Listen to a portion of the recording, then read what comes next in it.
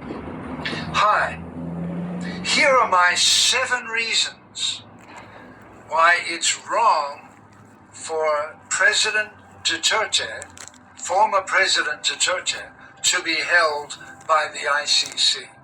Are you ready?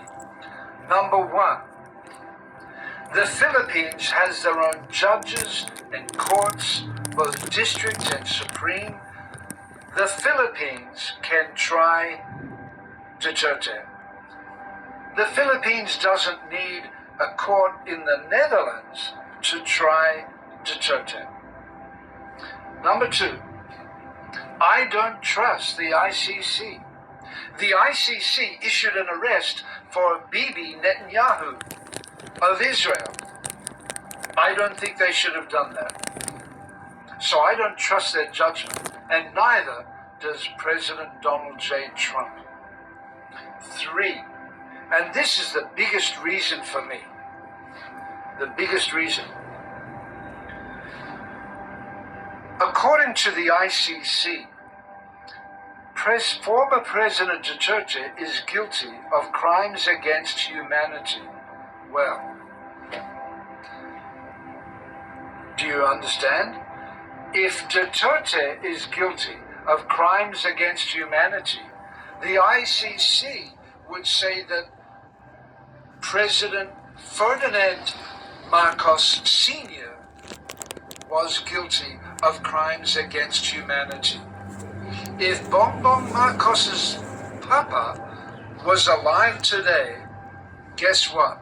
The ICC would issue a warrant arrest and send Interpol to arrest his father. Guess what?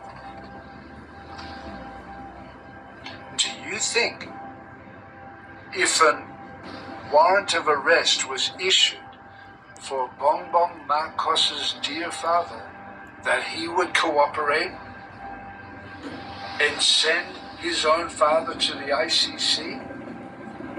No way. Absolutely no way. So I don't want to criticize the Philippines or your dear president, but that sounds hypocritical to me. Number 4, there are so many terrible people in the world today.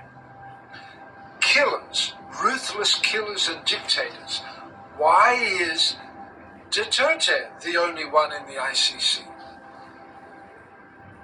Recently, a rebel group took over the government of Syria. The current leader of Syria was wanted for terrorism and had a $10,000 bounty on his head.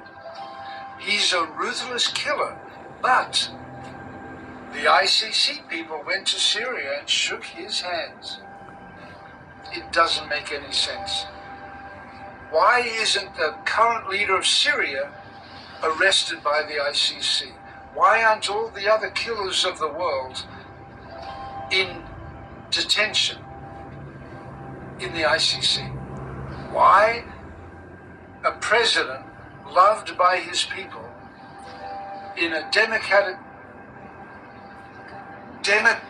country, why is he the only one there? Number 5. Judge Kamir Khan of the ICC, who you can see in a speech saying, former President Duterte is guilty and we need to try him and bring him to justice. That man was accused of sexual assault by one of his junior lawyers in the ICC. He should stand down while this investigation is going on. Has he? No, he has refused. So how hypocritical. Number 6, I believe that President Duterte's motives were pure. He didn't kill thousands of people, murder thousands of people, rape hundreds of people, abuse people just for his own pleasure. If people died under the presidency of Rodrigo Duterte, it was purely because he wanted to keep the streets of Davao and the Philippines safe for women and children. He had a father's heart. He's a man who wanted to protect women and let women walk the streets at night. Number 7, and this is probably my biggest reason. This is something that I'd like to tell the people of the ICC.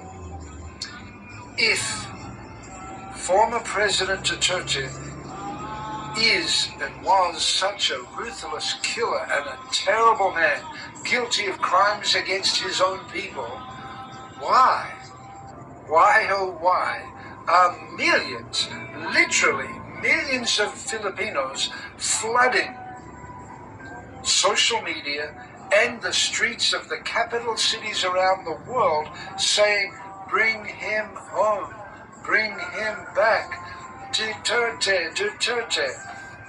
I recently made a video for TikTok, and it's got 66,000 views, 12,000 likes, and get this, there are probably over 1,800 comments.